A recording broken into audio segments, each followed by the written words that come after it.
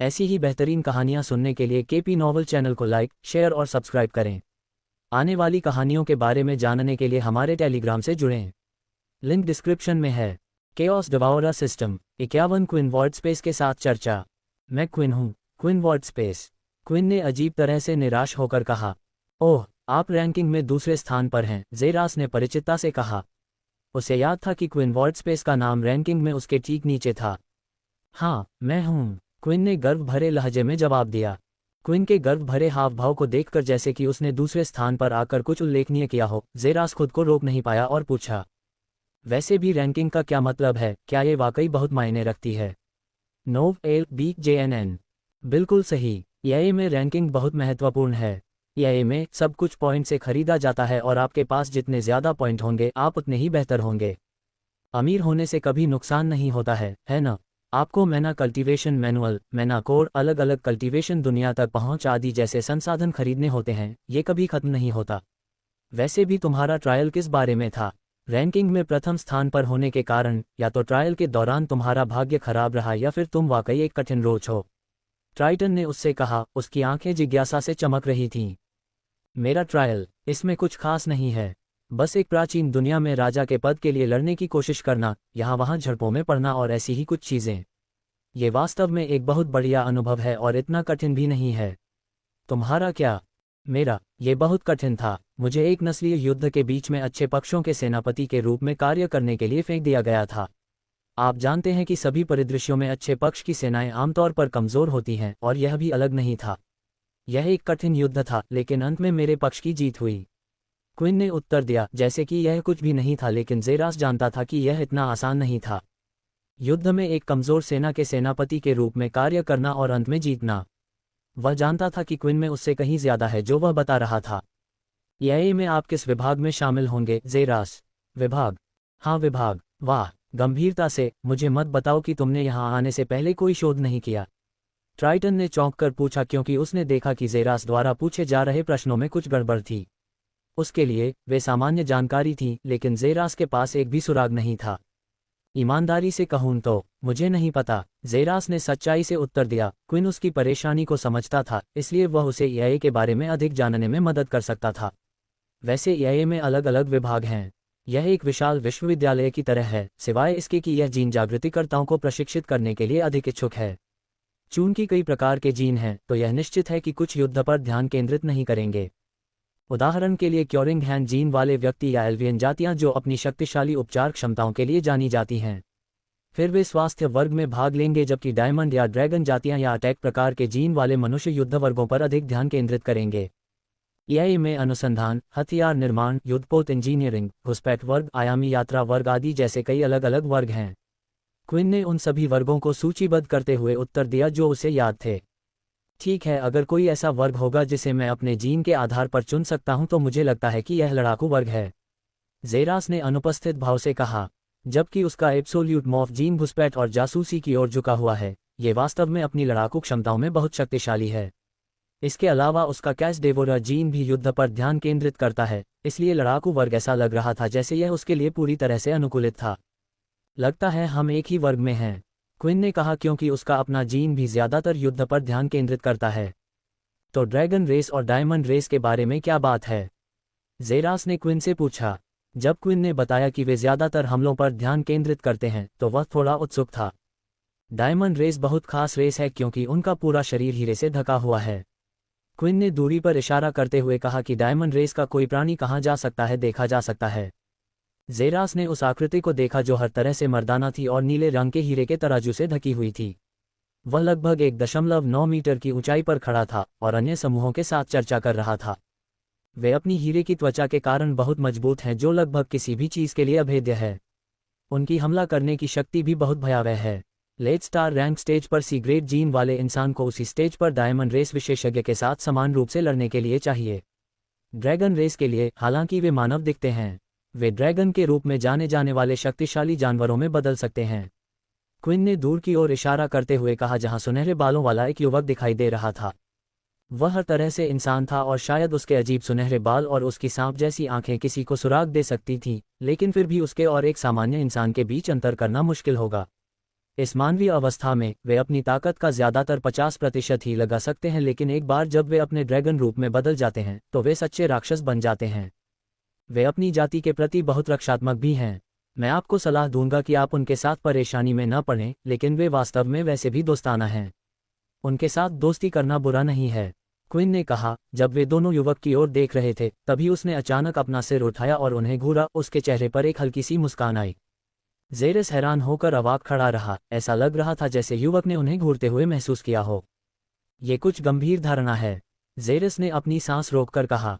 बहुत बढ़िया है न? क्विन ने जोर से हंसने से पहले पूछा। दोनों ने छोटी छोटी बातें की, क्योंकि जेरस को आखिरकार क्विन के बारे में थोड़ा बहुत समझ में आ गया था। अगर एक बात पक्की थी तो वह ये कि क्विन के पास वाकई बहुत अच्छी पृष्ठभूमि होगी, क्योंकि वह अन्य जातियों और ईआईए के बारे में लगभग सब कुछ जानता था। हॉल में अचानक एक आवाज़ गूंजी जिसने उनकी चर्चा को बाधित किया। हम अब ईआईए प्रशिक्षण बेस पर पहुंच चुके हैं। कैडेटों को अब जहाज से उतरने की तैयारी करने की सलाह दी जाती है। हम यहाँ हैं, जेरास, क्विन ने खुशी के मारे कांपती आवाज़ में कहा। गोल्डन टिकट और पावर स्टोन की बहुत सराहना की जाती है। पावर स्टोन को लाना न भूलें।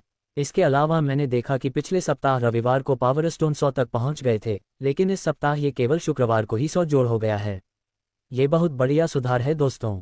चलते रहिए और हम जल्द ही रैंकिंग में भी आ जाएंगे। 52 ईआईए प्रशिक्षण बेस, हम यहाँ हैं, जेरास, क्विन ने खुशी से चिल्लाकर कहा जब वे दोनों बाहर निकलने की दिशा में जा रहे थे। अंतरिक्ष यान का निकास द्वार धीरे धीरे खुला। जेरास को तुरंत हवा में कुछ अलग महसूस हुआ और वह था मैना। वह महसूस कर सकता था कि यह बहुत प्रचुर मात्रा में था, क्योंकि उसके छिद्र अपने आप खुल गए थे, जैसे कि मौजूद मैना को अंदर खींचने की कोशिश कर रहे हों। बाहर निकलने के बाद जेरास आखिरकार देख सकता था कि वह कहाँ था, क्योंकि वह वहां मौजूद विशाल संरचनाओं, हवा में उड़ते जेट विमानों और उन पर मौजूद गहरे लाल रंग की वर्दी पहने लोगों को देखकर आश्चर्यचकित था। सभी प्रतिभागियों को अपने कैडेट की वर्दी और ट्रैक वॉच को पुनः प्राप्त करने के लिए 100 मीटर और 45 डिग्री दाईं ओर इमारत की ओर जाना है। क्विन ने उसे इमारत की ओर खींचते हुए ए की आवाज़ गूंजी।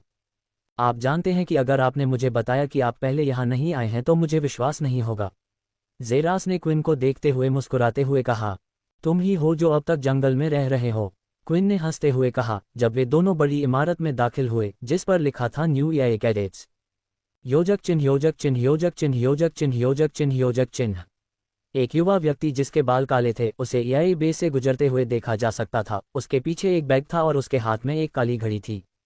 जेरास ने घड़ी की ओर देखा क्योंकि उसे नक्शे पर तीर दिखाई दिया था। फिर वह छात्रावास के कमरों की दिशा में दाईं ओर चला गया।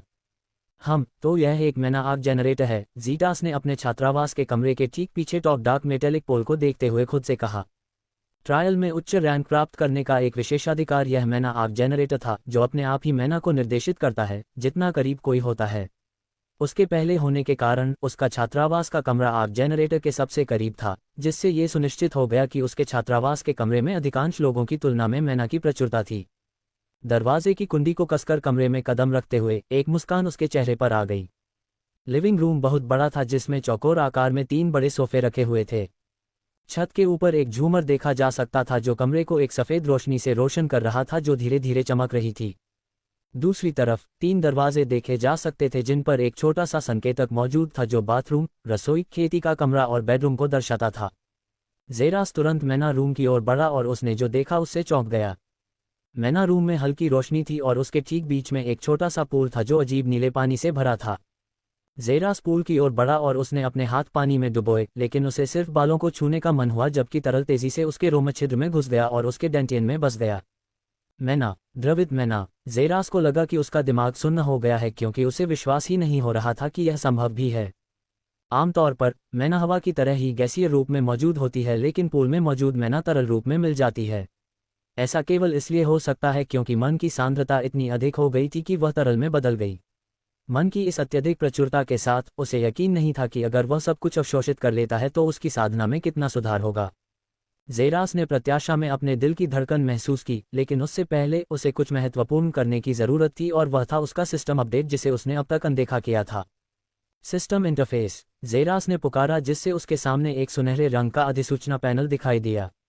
मुख्य खोज प्राप्त, समुद्रा को हराना। पुरस्कार 250 EXP।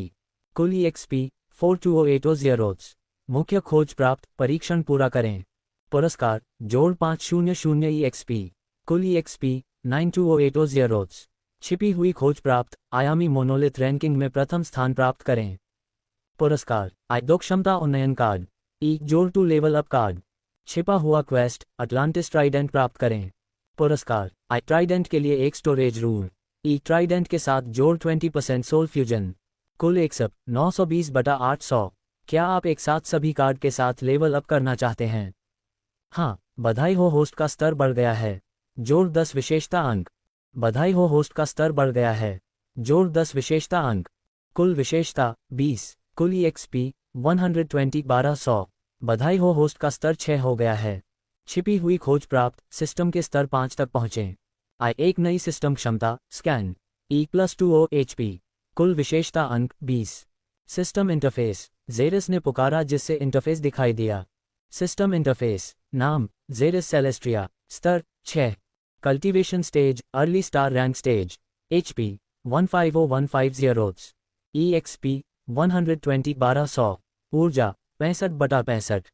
मन कोर ऊर्जा 40/40। विशेषताएं, शक्ति 20, चपलता 20 NO 12 BN.C ओम। धारणा 14, बुद्धि 5। विशेषताएं अंक 20/20। शक्ति में 10 अंक जोड़ें। जोड़ 5 अंक बुद्धि में और 5 अंक चपलता में। जेरास ने आदेश दिया।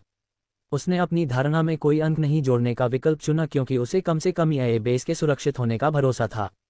जहां तक बुद्धि में 5 अंक होने का सवाल है तो ऐसा इसलिए था क्योंकि जब भी वह बुद्धि को 5 पर देखता था तो वह मदद नहीं कर सकता था लेकिन महसूस करता था कि सिस्टम उसका उपहास कर रहा है। अंक सफलतापूर्वक जोड़े गए। बेसिक स्किल्स, रात के 9:01 ग्रेटर दैन डैश, होस्ट की वर्तमान गति को 3 गुना बढ़ा देता है। स्तर 2। जेरिस को अचानक अपने पूरे शरीर में एक गर्म एहसास हुआ, इससे पहले कि उसे एक ठंडी धारा महसूस हुई जिसने उसे सांस लेने पर मजबूर कर दिया क्योंकि उसे लगा कि वह मजबूत हो रहा है। विशेषताएं, शक्ति 30, चपलता 25, धारणा 14, बुद्धिमत्ता 10, आकर्षण 0। अच्छा, ये हो जाने के बाद आखिरी काम उसके कौशल और क्षमताओं को उन्नत करना था। कौशल और क्षमताएं, मूलभूत कौशल, ग्रेटर दैन डैश, होस्ट की वर्तमान गति को 3 गुना बढ़ा देता है। स्तर 2। ग्रेटर दैन पुनर्जनन, होस्ट का शरीर आंशिक रूप से अव्यवस्थित होता है जिससे होस्ट के आंशिक रूप से गैसीय होने के कारण पुनर्जनन 10 गुना तेज हो जाता है। स्तर 1। ग्रेटर दैन विष प्रतिरोधक क्षमता, होस्ट का शरीर निम्न स्तर के विष के प्रति प्रतिरक्षित होता है। जीन कौशल, ग्रेटर दैन बायोमॉर्फ स्तर 1, होस्ट की कल्पना के अनुसार संपूर्ण शरीर संरचना को बदलने की क्षमता। ग्रेटर दैन अराजकता भक्षण स्तर 2, सभी को अवशोषित करने की क्षमता। असीम ब्रह्मांड में अराजकता ऊर्जा, मेजबान अब मृत शरीरों से जीवन ऊर्जा को अवशोषित कर सकता है चाहे वह मेजबान द्वारा मारा गया हो या अभी के लिए नहीं क्योंकि जीन का स्तर बेहद कमजोर है। क्षमता उन्नयन कार्ड 2। अच्छा, अब मुझे क्या अपग्रेड करना चाहिए? जेरिस ने ध्यान केंद्रित किया क्योंकि उसने इस बात पर बहस की कि किस कौशल को अपग्रेड करना है और उसने अपना निर्णय लिया। 53 बोनस चैप्टर, बेस के माध्यम से टहलना, डैश और रीजनरेशन को अपग्रेड करें। कौशल और क्षमताओं को देखते हुए जेरिस अपने डैश और रीजनरेशन को बढ़ाने का विकल्प चुनता है। बधाई हो, डैश को लेवल 3 तक बढ़ा दिया गया है। बधाई हो, रीजनरेशन को लेवल 2 तक बढ़ा दिया गया है। डैश लेवल 3, होस्ट की गति उसकी सामान्य गति से चौगुनी हो गई है। रीजनरेशन लेवल 2, होस्ट अब सामान्य से 2 गुनी तेजी से घावों से ठीक हो जाएगा। उसने अपनी गति और पीढ़ी को बढ़ाने का विकल्प क्यों चुना? बस वह महसूस कर सकता था कि EIA प्रशिक्षण में उसे सबसे ज्यादा इसकी जरूरत होगी। ऐसा करने के बाद जेरिस ने अपना ध्यान सिस्टम की नई क्षमता की ओर लगाया। सिस्टम क्षमता, ग्रेटर दैन स्कैन, सभी जीवित या निर्जीव पदार्थों की बुनियादी जानकारी को तुरंत सीखने की क्षमता। ये बिल्कुल इसके नाम जैसा है। हालांकि यह सरल लग सकता है लेकिन उसे लग सकता है कि भविष्य में यह बहुत मुश्किल होगा। ये हाथ में एक अतिरिक्त शब्दकोश होने जैसा है। जेरिस ने खड़े होकर अपना ध्यान घड़ी की ओर लगाया। ये कैडेट्स के औजारों में से एक था जो उन्हें दिया गया था। इसमें मुख्य रूप से पूरे स्कूल के नक्शे, अन्य छात्रों के साथ संचार का साधन, EIA अपडेट प्राप्त करना, स्कूल के नियम और छात्रों की रैंकिंग शामिल हैं। जेरिस की तरह नंबर 1 हमेशा दिखाई देगा यदि वह किसी अन्य चीज तक पहुंचने की कोशिश नहीं कर रहा था जो उसे नए कैडेट्स रैंकिंग में नंबर 1 होने का संकेत देती है। एकमात्र चीज जो उसे शायद नापसंद थी वह ये थी कि इसे हटाया नहीं जा सकता था। ये हमेशा छात्र के हाथ में होना चाहिए ताकि दुर्घटना की स्थिति में EIA के लिए कुछ जानकारी एकत्र करने का काम कर सके। प्रशिक्षण अगले दिन शुरू होगा और आज सभी छात्रों के लिए पर्यावरण से खुद को परिचित करने के लिए एक मुफ्त दिन था।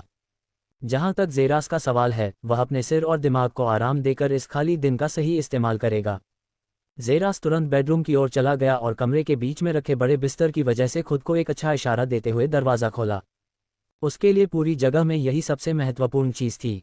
तुरंत उस पर कूदते हुए उसकी हड्डियों से एक आरामदायक क्रिंकलिंग ध्वनि निकली और उसके चेहरे पर एक मादक मुस्कान दिखाई दी।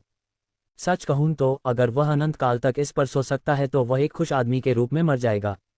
जेरास अपने सपनों की दुनिया में जाने ही वाला था कि अचानक उसकी घड़ी पर एक बीप की आवाज़ आई। खराब समय की बात है।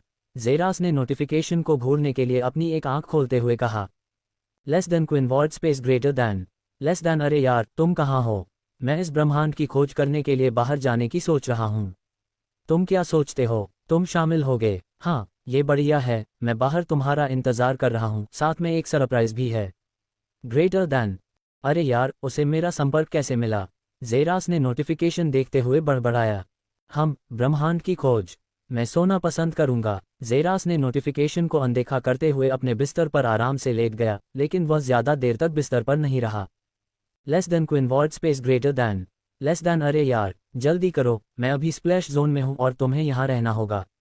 यह इसके लायक होगा, मैं वादा करता हूँ। Greater than. ठीक है, ठीक है, तुम जीत गए बच्चे, जेरास ने कहा और बिस्तर से उठने की कोशिश की। बाहर जाकर बेस को भी चेक करना नुकसानदेह नहीं होगा, वह अपनी नई सिस्टम क्षमता का परीक्षण भी कर सकता है। जीत। बिस्तर की ओर बढ़ते हुए जेरास खड़ा हो गया। तुरंत बाहर निकलने के रास्ते पर पहुंचकर उसने दरवाज़ा खोला, कमरे से बाहर निकला और कमरे के ठीक सामने चांदी के बालों वाला एक युवक खड़ा था, जिसके चेहरे पर एक बड़ी मुस्कान थी और उसकी आंखों में एक बड़ा काला चश्मा था। यूहू, जाने के लिए तैयार हो यार? क्विन ने जेरास को मुस्कुराते हुए कहा, जब वह अपने छात्रावास के कमरे के सामने दूर से हाथ हिला रहा था। तुम यहाँ कब से हो? तुम यहाँ क्या कर रहे हो? जेरस ने कहा और धीरे से अपना दरवाज़ा बंद किया और अनजाने में घुंडी को ज़रूरत से ज़्यादा कस दिया। मैं तुमसे सिर्फ 5 मीटर की दूरी पर रहता हूँ, क्या तुम नहीं देख सकते? क्विन ने दूरी की ओर इशारा करते हुए कहा, जबकि जेरस ने अपने सबसे नज़दीकी घर को देखा और सच में वह क्विन का छात्रावास था। बुरी किस्मत की बात, जेरस ने उसकी ओर बढ़ते हुए अपनी सांसों में बुदबुदाया। तो हम कहाँ जा रहे हैं? जेरस ने बाहर निकलने की ओर बढ़ते हुए कहा, तभी अचानक उसके छात्रावास के सबसे नज़दीकी तीसरा कमरा धीरे धीरे खुला और उसमें से एक युवा एल्वियन लड़का निकला, जिसके लंबे सफ़ेद बाल थे और उसकी पुतलियां बिल्कुल भी नहीं थीं। ट्राइटन एल्वियनोर, जेरस ने चौंक कर कहा। जेरस सेलेस्ट्रिया, ट्राइटन ने भी अविश्वसनीय रूप से चौंक कर कहा, क्योंकि उसे विश्वास नहीं हो रहा था कि जेरस भी उसके छात्रावास के कमरे के ठीक सामने रह रहा था। क्या तुम भी इस नए ब्रह्मांड की खोज करने जा रहे हो भाई? आप भी शामिल हो सकते हैं। क्विन ने ट्राइटन की ओर हाथ हिलाते हुए कहा। अरे क्या आप लोग भी बेस देखने जा रहे हैं? अच्छा, फिर हम सब साथ जा सकते हैं। ट्राइटन ने जेरास को बीच में रोकते हुए कहा, क्योंकि तीनों धीरे धीरे छात्रावास से बाहर निकल रहे थे। योजक चिन्ह, योजक चिन्ह, योजक चिन्ह, योजक चिन्ह, योजक चिन्ह, योजक चिन्ह। जेरास को अपने पेट में गड़गड़ाहट महसूस हुई, क्योंकि वे लगभग 3 घंटे से बेस के चारों ओर बिना आराम किए घूम रहे थे। ठीक है, अगर मुझे ठीक से याद है क्विन, तो हम प्रशिक्षण क्षेत्र, कक्षा hall, genetic serum hall, manual hall और यहाँ तक कि पहले से ही देखे गए नए कैडेट भवन का भी दौरा कर चुके हैं। मुझे लगता है कि बस इतना ही है ना? जेरास ने थके हुए स्वर में पूछा। बिल्कुल नहीं, हमने दूसरे और तीसरे वर्ष के क्षेत्र की जांच नहीं की है, क्विन ने उत्तर दिया। लेकिन वह क्षेत्र निषिद्ध है ना? ट्राइटन ने चौंकते हुए पूछा। नए कैडेटों को नियमों के अनुसार वरिष्ठ वर्ष के क्षेत्र में जाने की अनुमति नहीं है। ठीक है, लेकिन अभी भी एक क्षेत्र बचा हुआ है और वह है। क्विन ने दोनों की ओर देखते हुए पूछा, जबकि जेरा का पेट एक बार फिर से गड़गड़ाने लगा। कैफेटेरिया, जेरा ने अवचेतन रूप से पूछा, जिससे क्विन के चेहरे पर मुस्कान आ गई। तुम सही हो, यह आखिरी जगह है जहां हम जाएंगे। क्विन ने उन्हें दूसरी दिशा में घसीटते हुए कहा। लेकिन पहले दिन कैफेटेरिया जाना थोड़ा असामान्य लग रहा था, है न? इसके अलावा वरिष्ठ क्षेत्र भी कैफेटेरिया का उपयोग करते हैं। मुझे लगता है कि अभी उन्हें पार करना भी एक बुरा विचार है। ट्राइटन ने अपनी आवाज़ में संदेह और थोड़ा डर भी व्यक्त किया। तुम्हारे पास कोई हिम्मत नहीं है यार। बिना हिम्मत के तुम ये में ज़्यादा दिन तक नहीं टिक पाओगे। लेकिन चिंता मत करो, हम ज़्यादा दिन नहीं बिताएंगे, बस कुछ खाना खाओ और निकल जाओ आराम से। नोव एल बी JNN। ठीक है। ट्राइटन आखिरकार मान गया, क्योंकि क्विन ने उसकी गर्दन को कैफेटेरिया की ओर खींचा। जहां तक जेरास का सवाल है, वह भी सिर्फ अपना पेट भरने के बारे में सोच रहा था। उपन्यास के बारे में कोई विचार है तो अपनी टिप्पणी देना न भूलें। अध्याय 54। 9 परिवारों में से एक। कैफेटेरिया एक लंबा हॉल था जिसमें कुर्सियां और मेजें लगी हुई थीं, जबकि जगह के अंत में 2 वेटर भोजन परोसने के लिए जिम्मेदार देखे जा सकते थे। तीनों वेट्रेस की दिशा में चले गए क्योंकि जेरस को लगा कि उसका पेट और भी ज्यादा गड़गड़ा रहा है। क्या हम एक प्लेट मिज़ाशी ट्वेल और 3 फलों का जूस ले सकते हैं? क्विन ने एक सज्जन व्यक्ति की तरह आदेश दिया। ऐसा लग रहा था जैसे उसने हजारों बार से ज्यादा अभ्यास किया हो। तीनों को देखकर दोनों वेट्रेस हंस पड़ी क्योंकि वे जगह के अंदर बाहर जा रहे थे। एक बड़ा बॉक्स लाया गया जिसमें 3 कप जूस वाली ट्रे थी। धन्यवाद, अधिकारी, क्विन ने तीनों को एक खास टेबल की ओर खींचते हुए कहा क्योंकि तीनों बैठ गए थे। बॉक्स खोलते ही जेरस ने देखा कि यह किसी तरह के विशाल पिज्जा जैसा था जिसके ऊपर अलग अलग रंग की सामग्री थी। तुरंत एक टुकड़ा फाड़कर उसने बिना किसी परवाह के पूरी चीज को अपने मुंह में ठूंस लिया क्योंकि जेरा की आंखें अचानक एक ब्लैक होल बन गईं। ये बहुत मीठा है, जेरास ने कहा कि उसकी आंखों से आंसू लगभग निकल रहे थे क्योंकि उसे यकीन ही नहीं हो रहा था कि ऐसा स्वाद भी होता है।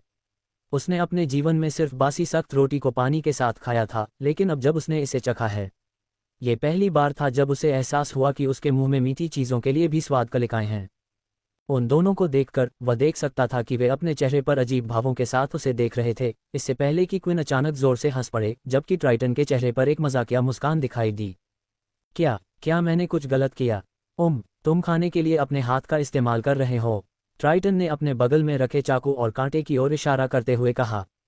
इसके अलावा मीठा से आपका क्या मतलब है? मिज़ाशी ट्वेल खाने की बात करें तो ये कड़वा और मीठा के बीच का भोजन है और आप इसका स्वाद ऐसे ले रहे हैं जैसे ये दुनिया का सबसे मीठा भोजन है। यह अजीब है यार, क्विन ने धीरे से अपना चाकू और कांटा उठाते हुए कहा। जेरस ने उन दोनों को देखा और वह अपनी सांसों में बुदबुदाने से खुद को नहीं रोक पाया। तुम लोग समझ नहीं रहे हो। जेट्स ने धीरे से चाकू और कांटा उठाया और उसे बहुत अजीब लगा क्योंकि उसे लगा कि वे उसके हाथों से फिसल रहे हैं, लेकिन अपनी बढ़ी हुई ताकत का इस्तेमाल करते हुए उसने उसे जोर से खाने में डुबोया और धीरे से अपने मुंह में लाया, लेकिन पिज्जा उसके होठों को छूने से पहले ही फिसल गया। अब उसके अंदर धीरे धीरे एक भयंकर बवंडर बन रहा था, लेकिन जब उसने आगे देखा तो उसने देखा कि दोनों वेट्रेस भी अब उसे हैरान होकर देख रही थी, जबकि ट्राइटन और क्विन खुद को दफनाना चाहते थे। मैं फिर क्या गलत कर रहा हूँ? जेरास ने उदास भाव से कहा। क्या तुम सच में यहीं के हो यार? ट्राइटन ने उसे संदेह से देखते हुए कहा। चाकू और कांटे का इस्तेमाल ऐसे नहीं करते भाई, ये लगभग पागलपन वाली बात है कि इस उम्र में कोई ऐसा भी है जो कांटे और चम्मच का इस्तेमाल नहीं कर सकता। मेरा मतलब है कि मैं 2 साल का था तब भी कर सकता था, क्विन ने कहा और जेरा की सीट की ओर बढ़ा और उसे कांटे और चम्मच का इस्तेमाल करना सिखाना शुरू किया। यह उसके लिए उबाऊ और दिमाग को झकझोर देने वाला था क्योंकि अनाथालय में चाकू और कांटे क्या होते थे, वे बासी रोटी को छेदते भी नहीं थे, सब कुछ हाथ से किया जाता था। यह उसकी मूल प्रवृत्ति में समाया हुआ था, लेकिन क्विन के लगातार परेशान करने के बाद, जो उसके हाथों को मरोड़ना चाहता था और ट्राइटन जो टुकड़ा निगलना बंद नहीं करता था, जेरा को उस पर चिल्लाने के लिए मजबूर करता था, आखिरकार उसे यह समझ में आ गया और उसने चाकू और कांटे का इस्तेमाल करके अपने पहले टुकड़े उठाए। ये वाकई एक अच्छा अनुभव है, लेकिन मैं अभी भी अपने हाथ को प्राथमिकता देता हूँ, जेरास ने कहा, जबकि दोनों वेट्रेस एक बार फिर उन पर हंसी। तुम भाग्यशाली हो, अगर सभी नए कैडेटों ने देखा होता कि तुमने अभी क्या किया तो तुम पूरे एए में मजाक का पात्र बन जाते। सौभाग्य से हम यहाँ तब आए जब कोई भी आसपास नहीं था, ट्राइटन ने कहा। जब उसने भोजन में हाथ डाला तो क्विन ने भी गंभीरता से सिर हिलाया। लेकिन कुल मिलाकर अगर यह वास्तव में तुम्हारा पहली बार है तो तुम बहुत तेजी से सीखते हो, क्विन ने गंभीरता से कहा, जबकि जेरास गर्व महसूस करते हुए उसके भीतर से हंसा। वह इसे इतनी जल्दी नहीं सीखता क्योंकि उसे डर था कि मैं पूरी चीज खत्म कर दूंगा। ट्राइटन ने जेरास की ओर चंचलता से देखते हुए मुस्कुराहट के साथ कहा। यह सच नहीं है, जेरास ने आरोप को दृढ़ता से नकारते हुए कहा। हाँ, ऐसा नहीं है, ट्राइटन और क्विन ने मुस्कुराते हुए कहा और वे दोनों उसे एक जानकार मुस्कान के साथ घूर रहे थे। ठीक है, शायद थोड़ा। उसे सच में डर था कि ट्राइटन पूरी बात खत्म कर देगा, इसलिए उसने जल्दी से चम्मच चाकू वाली बात सीखने की कोशिश की। अब जब मैं इसके बारे में सोचता हूं तो तुम लोगों की आंखें न देख पाना वाकई अजीब है। ऐसा लगता है कि मैं नहीं देख सकता कि तुम कौन हो, जेरास ने उन दोनों को देखते हुए कहा। ट्राइटन की कोई पुतलियां नहीं है, उसकी आंखें सिर्फ सफ़ेद रंग से ढकी हुई हैं, जिससे ये देखना मुश्किल हो जाता है कि वह क्या सोच रहा है। जहां तक क्विन की बात है, वह हमेशा अपनी आंखें ढांकता है। पिछली बार जब उसने आंखों पर पट्टी बांधी थी, इस बार उसने काले रंग का शीशा लगाया था, इसलिए काले रंग का जेरास उसकी आंखें बिल्कुल नहीं देख पाया। उनकी आंखें न देख पाना भी कभी कभी उसके अंदर की नसों को झकझोर देता था। हम एल्वियन लोगों के पास आप इंसानों के अनुसार पुतलियां नहीं होती हैं, लेकिन जब हम किसी दूसरे एल्वियन को देखते हैं तो हमें भी पुतलियों जैसा ही अनुभव होता है। मेरा मानना है कि कुछ इंसान भी समय के साथ हमारी असली भावनाओं को देख सकते हैं। ऐसा इसलिए है क्योंकि यह तुम्हारा पहला मौका है, तुम बाद में एल्वियन के साथ काफ़ी समय बिताने के बाद समझ जाओगे, ट्राइटन ने उसे समझाया। जेरस ने सिर हिलाया क्योंकि उसकी बात समझ में आ गई थी और उसने अपना ध्यान क्वीन की ओर लगाया जिसने कुछ नहीं कहा, बस लगातार भोजन में डूबा रहा। तुम्हारे बारे में क्या क्वीन, तुम हमेशा एक अंधे व्यक्ति की तरह अपनी आंखें क्यों ढांकते हो, लेकिन मैं बता सकता हूं कि तुम दिन की तरह साफ देख सकते हो। जेरस ने उससे पूछा। ओह, मेरी आंखें ढंकना, यह मेरी आनुवंशिक क्षमता के कारण है।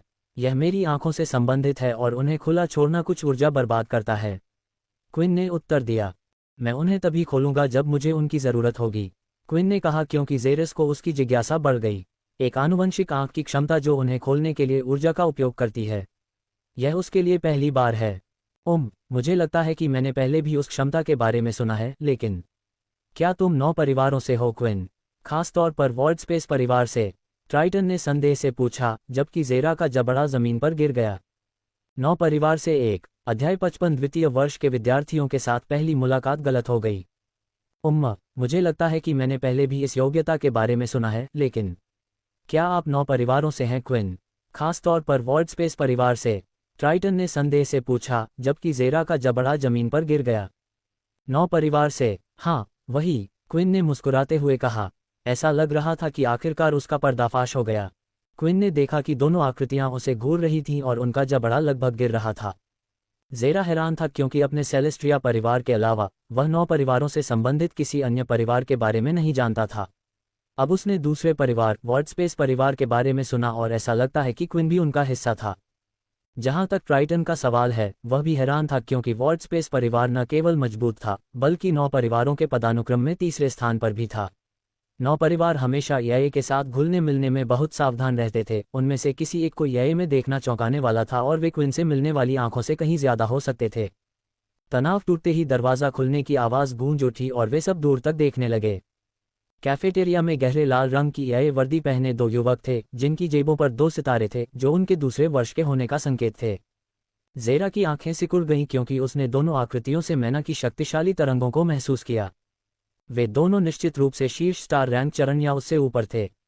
दोनों ने भी उनकी ओर देखा और स्पष्ट रूप से चौंक गए कि वे कैफेटेरिया में भी थे। जेरा ने उन पर एक नज़र डाली और फिर अपना ध्यान दूसरी ओर मोड़ लिया क्योंकि वह क्वीन का सामना कर रहा था और उससे 9 परिवारों के बारे में और पूछने वाला था जब उसने उनके पास आते हुए कदमों की आवाज़ सुनी। उनके सामने पहुंचकर जेरा ने आखिरकार उनके चेहरों को अच्छी तरह से देखा। उनमें से एक के बाल लाल थे और उसका चेहरा सुंदर था। उसकी आंखें लाल हो गई थीं और वह अपनी वर्दी में किसी जानवर की तरह लग रहा था। लपटों की एक गर्म आभा उसे चारों ओर से घेरे हुए थी, जिससे उसके चारों ओर की हवा का तापमान बढ़ जाता था। दूसरा एक दुबला पतला युवक था, जिसके बाल काले थे और आंखें टेढ़ी थीं। उसकी आंखें देखने में बहुत तीखी थीं, जैसे कोई सांप की आंखों में झांक रहा हो। उसे देखते ही जेरास को अचानक घृणा होने लगी। वह अपनी आत्मा की गहराई में महसूस कर सकता था कि वह युवक अच्छा नहीं था। तीनों और युगल के बीच आमना सामना हुआ, जिससे जेरास अजीब तरह से देखने लगा, लेकिन वह आखिरकार 9 परिवारों के बारे में अपनी जानकारी प्राप्त करने के करीब था, जिससे वह क्वीन की ओर मुड़ा।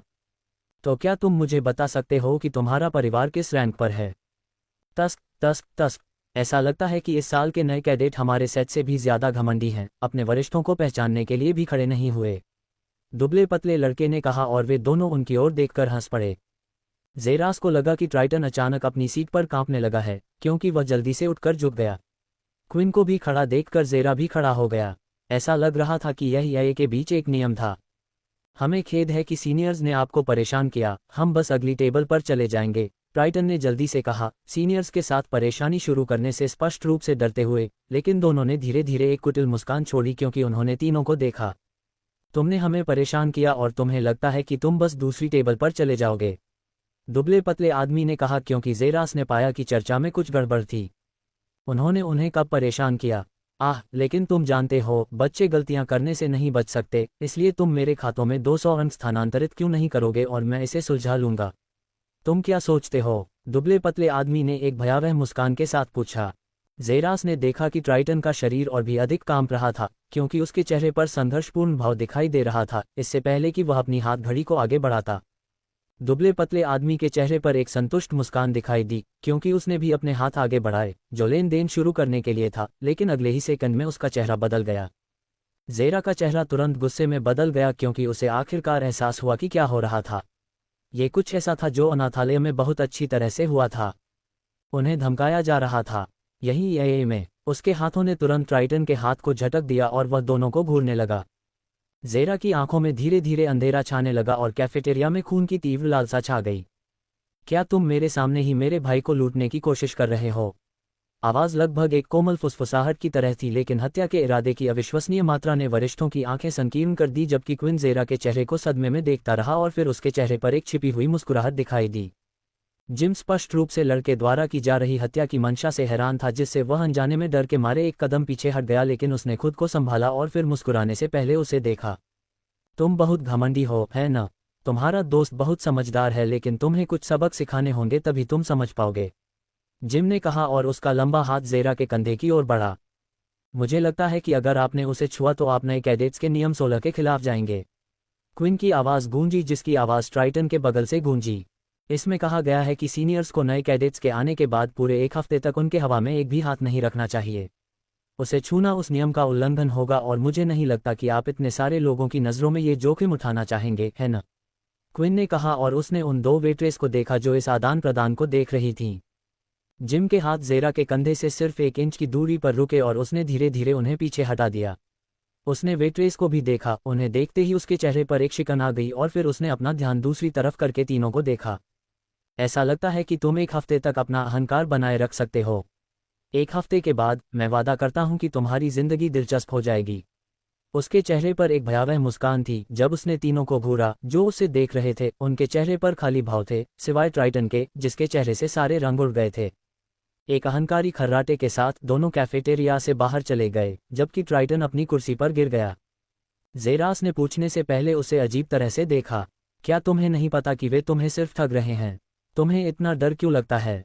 जेरास ने पूछा। ट्राइटन के आसानी से आज्ञा मानने के तरीके ने उसे उसकी आत्मा की गहराई से घृणा की, क्योंकि वह कमजोर बच्चों की तरह लग रहा था, जिन्हें आमतौर पर अनाथालय में दूसरे लोग तंग करते थे और जो सबसे ज्यादा पीड़ित थे। ट्राइटन के चेहरे पर मुस्कान आ गई जब वह खड़ा हुआ। मुझे याद है कि मुझे घर पर कुछ काम करना है। मुझे सैर करने में मजा आया। बाद में मिलते हैं। जेरास ने उसे कैफेटेरिया से बाहर जाते हुए देखा, क्योंकि वह जल्द ही गायब हो गया। ऐसा लगता है कि एए के बारे में कुछ बातें हैं जिन्हें आपको जानना चाहिए, क्विन ने कहा जब उसने ट्रोल का एक टुकड़ा अपने मुंह में डाला। यह उतना सरल नहीं है जितना दिखता है। अध्याय 56 एए का बदसूरत पक्ष। ऐसा लगता है कि एए के बारे में कुछ बातें हैं जो आपको जाननी चाहिए, क्विन ने ट्रोल का एक टुकड़ा अपने मुंह में डालते हुए कहा। यह उतना सरल नहीं है जितना दिखता है। हालांकि यह एक अच्छे स्कूल की तरह हो सकता है जिसकी बहुत प्रतिष्ठा है, लेकिन एए का अंदरूनी हिस्सा बहुत प्रतिस्पर्धी है, लगभग क्रूर। क्विन ने जेरास की आंखों में देखते हुए कहा। क्या आप जानते हैं कि एए में एक छात्र की मौत के अलावा वरिष्ठ नए कैडेटों के साथ कुछ भी करने के लिए लगभग स्वतंत्र हैं? जैसा कि अभी हुआ, अंक चुराना और धमकाना जैसी चीजें एए में एक और आम बात है। लेकिन क्या प्रशिक्षक इसके खिलाफ नहीं होंगे या ऐसे लोगों को दंडित नहीं करेंगे? जेरास ने चौंकते हुए पूछा। अगर ऐसी चीजें पाई जाती हैं तो उन्हें दंडित किया जाना चाहिए। नहीं, वे ऐसा नहीं करेंगे। ईमानदारी से कहूं तो वे वास्तव में इसका समर्थन करते हैं, क्विन ने भावशून्यता से कहा। क्या? देखो, अगर आज तुम्हारे सारे पॉइंट चुरा लिए गए और कल तुम्हारे 4 दांत गिर गए, तो क्या ये तुम्हें जल्द से जल्द मजबूत बनने की कोशिश करने के लिए प्रेरित नहीं करेगा? क्विन ने मुस्कुराते हुए पूछा। जेरा की आंखें चौड़ी हो गईं, क्योंकि उसे आखिरकार समझ में आ गया कि एए ने इसका समर्थन क्यों किया। सच में अगर तुम हर रोज तंग किए जाओगे तो कोई भी तुम्हें अपनी खेती को गंभीरता से लेना नहीं सिखाएगा। तो दुर्व्यवहार की आवश्यकता थी। केवल प्रतिस्पर्धा से ही छात्र तेजी से आगे बढ़ सकते हैं, जिससे एआईए सबसे मजबूत जागरूकता स्कूल के रूप में अपनी प्रतिष्ठा बनाए रख सकता है। लेकिन बहुत अधिक प्रतिस्पर्धा से यह वापस आग उगलेगा, इसलिए इससे बचने के तरीके भी हैं, जैसे कि 1 सप्ताह का कानून, जिसके अनुसार वरिष्ठों को नए कैडेटों पर हाथ नहीं डालना चाहिए। इसके अलावा, यदि आप एआईए में लंबे समय तक रहना चाहते हैं, तो आपको 2 चीज़ों में से एक की आवश्यकता है। किसी भी कीमत पर वरिष्ठों से दूर रहें या एक डरावनी पृष्ठभूमि रखें। इतना डरावना कि सभी वरिष्ठ वर्ष आपसे दूर रहें, क्विन ने कहा, जबकि उसने एक और टुकड़ा लिया। लेकिन क्या मैं प्रशिक्षकों को रिपोर्ट नहीं कर सकता? वे नहीं सुनेंगे। वास्तव में, भले ही वास्तव में एक नियम है जो हमें नए कैडेटों को धमकाए जाने से 1 सप्ताह की छूट देता है। अगर 2 वेट्रेस नहीं देख रही थी तो उन्हें बिल्कुल भी परवाह नहीं होगी और वे जबरदस्ती अंक ले लेंगे। कोई ठोस सबूत नहीं होगा। क्या आप समझे? क्या इसीलिए ट्राइटन इतना डरा हुआ था? ज़ेरास ने समझदारी से पूछा। हाँ, एल्वियन जातियां अपनी शक्तिशाली ताकत के लिए नहीं जानी जाती हैं। वे लड़ाकों से ज्यादा उपचारक हैं। और अभी वह या तो वरिष्ठों से प्रार्थना कर सकता है कि वे उससे दूर रहें, जो मुझे लगता है कि असंभव है, या उसने उन्हें खुश करने की पूरी कोशिश की।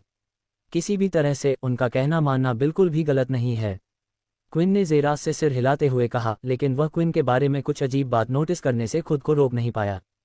लेकिन तुम्हारा क्या? तुम बिल्कुल भी डरे हुए नहीं दिखते, ज़ेरास ने कहा। उसने देखा कि पूरी परीक्षा के दौरान ऐसा एक भी समय नहीं था जब क्विन बिल्कुल भी उन्मत्त था। लगभग ऐसा लगा जैसे उसे कोई परवाह ही नहीं थी। स्वीकृति के संकेत के रूप में खड़े होने के अलावा उसके चेहरे पर एक भी परी नहीं थी। ठीक है, मेरे पास काफ़ी पृष्ठभूमि है जो उन्हें मुझ पर हाथ डालने में असमर्थ बनाने के लिए पर्याप्त है। मुझे यकीन नहीं है कि वे 9 परिवारों में से किसी पर हाथ डालना चाहेंगे, क्विन ने कहा, जब दोनों ने जल्दी से अपना खाना खाया और फिर बाहर निकलने के लिए खड़े हो गए। योजक चिन्ह, योजक चिन्ह, योजक चिन्ह, योजक चिन्ह, योजक चिन्ह, योजक चिन्ह। क्विन और ज़ेरस छात्रावास के कमरों में दिखाई दिए जब ज़ेरस ने अपने छात्रावास के कमरे की ओर जाने से पहले उस लड़के को अलविदा कहा। दरवाजे की घुंडी पर अपने हाथों को कसते हुए ज़ेरस अंदर जाने ही वाला था कि अचानक क्विन की जानी पहचानी आवाज़ ने उसे रोक दिया। अरे, मैं बस उत्सुक हूँ। क्या होता अगर उस सीनियर ने वाकई तुम्हारा कंधा पकड़ लिया होता? क्विन ने हल्की हंसी के बीच पूछा। अगर उसने मेरा कंधा छुआ होता तो मैं उसे दिखा देता कि मैं रैंकिंग में पहले नंबर पर क्यों हूँ, ज़ेरस ने अपने छात्रावास के कमरे में प्रवेश करने से पहले कहा। क्विन के चेहरे से मुस्कान गायब हो गई क्योंकि उसे एहसास हुआ कि ज़ेरस वाकई मजाक नहीं कर रहा था। फिर वह मुस्कुराया और खुद से बुदबुदाया। वह वाकई दोस्ती करने लायक था। ज़ेरस ने दरवाज़ा बंद कर दिया और कैफेटेरिया में जो कुछ हुआ उसे भूलने की कोशिश की और ट्राइटन ने जो किया उसके प्रति उसका गुस्सा धीरे धीरे गायब हो गया। उसके पास सीनियर जूनियर की इस नोकझोंक के लिए वास्तव में समय नहीं था। उसका ध्यान जल्द से जल्द मजबूत बनने पर है। अगर कोई उस लक्ष्य की ओर बाधा बनने की कोशिश करता है तो वह तुरंत उसे दूर कर देगा। कुल मिलाकर छोटी सी सैर उसे अच्छी लगी और आज उसकी मुलाकात काफ़ी दिलचस्प जोड़ी से हुई। लगता है कि यह वास्तव में कॉल पर ध्यान देने के लिए अपनी 3 घंटे की नींद को बचाने के लायक था। ज़ेरास तुरंत अपने बेडरूम में घुस गया और खर्राटे लेने से पहले बिस्तर पर कूद गया। कल प्रशिक्षण का पहला दिन होने वाला था और वह इस बात को लेकर आशान्वित था कि यह कैसा होगा। योजक चिन्ह, योजक चिन्ह, योजक चिन्ह, योजक चिन्ह, योजक चिन्ह, योजक चिन्ह। उसकी बांह की गहरी गड़गड़ाहट ने ज़ेरास को तुरंत उसकी नींद से जगा दिया और उसने जल्दी से घड़ी को बंद करने की कोशिश की। स्क्रीन पर देखते हुए वह अधिसूचना देख सकता था। प्रशिक्षण ड्रिल अब से 1 घंटे बाद शुरू होगी। ज़ेरास तुरंत बिस्तर से उठ गया और दिन के लिए तैयार होने के लिए वॉशरूम की ओर बढ़ गया। 20 मिनट बाद एक युवा व्यक्ति जिसकी गहरी और नीली आंखें थीं, उसे गहरे लाल रंग की वर्दी पहने देखा जा सकता था। ज़ेरास ने आईने में अपनी तस्वीर को देखा और वह खुद को आईने में सुंदरता को देखते हुए सिर हिलाए बिना नहीं रह सका। और उस लानत सिस्टम ने कहा कि मेरे पास आकर्षण नहीं है, टच। उसने अपने चेहरे पर गर्व भरी मुस्कान और तिरस्कार भरी मुस्कान के साथ कहा, लेकिन सिस्टम नोटिफिकेशन अचानक उसके सामने आ गया। आकर्षण 0। ईर्ष्यालु सिस्टम को अनदेखा करते हुए ज़ेरास ने ठंडी सांस ली। अपनी वर्दी के सामने की ओर देखते हुए कपड़े के सामने एक तारे की सुनहरी छवि थी जो उसे नए कैडेट रैंकिंग में प्रथम होने का चित्रण कर रही थी। आईने पर एक आखिरी नज़र डालने के बाद ज़ेरास धीरे धीरे अपने छात्रावास के कमरे से बाहर निकल गया, तीर की दिशा की ओर बढ़ रहा था। अध्याय 57 प्रशिक्षण का पहला दिन। ज़ेरस ठंडे मंद प्रकाश वाले वातावरण में चला गया और अपनी घड़ी पर तीर का अनुसरण करते हुए संकेतित दिशा में चला गया। उसने पाया कि प्रशिक्षण क्षेत्र कैफेटेरिया के ठीक पीछे था, क्योंकि वह जल्दी से अपना रास्ता बनाता हुआ प्रशिक्षण क्षेत्र में पहुंच गया, जो जंगल का एक बहुत लंबा क्षेत्र था और दूर दूर तक कठोर और अजीब मौसम की स्थिति वाले विभिन्न पर्वत श्रृंखलाएं थीं। प्रशिक्षण क्षेत्र में पहुंचकर वहां मुश्किल से कोई था। ज़ेरस ने सीट के लिए इधर उधर देखा, लेकिन वहां भी कोई नहीं था। अपनी घड़ी को देखते हुए वह समय देख सकता था जो 5:32 था। प्रशिक्षण अभ्यास 6 बजे शुरू होने वाला था। उसने अनुमान लगाया कि वह वहां पहुंचने की जल्दी में था। ज़ेरस के लिए अनजाने में दुनिया बदल गई है। अनाथालय में बच्चों को युद्ध अभ्यास के लिए सुबह 5 बजे जगाया जाता था, लेकिन ऐसा आम लोगों के लिए नहीं कहा जा सकता था जो सुबह 7 या 8 बजे तक जागते हैं।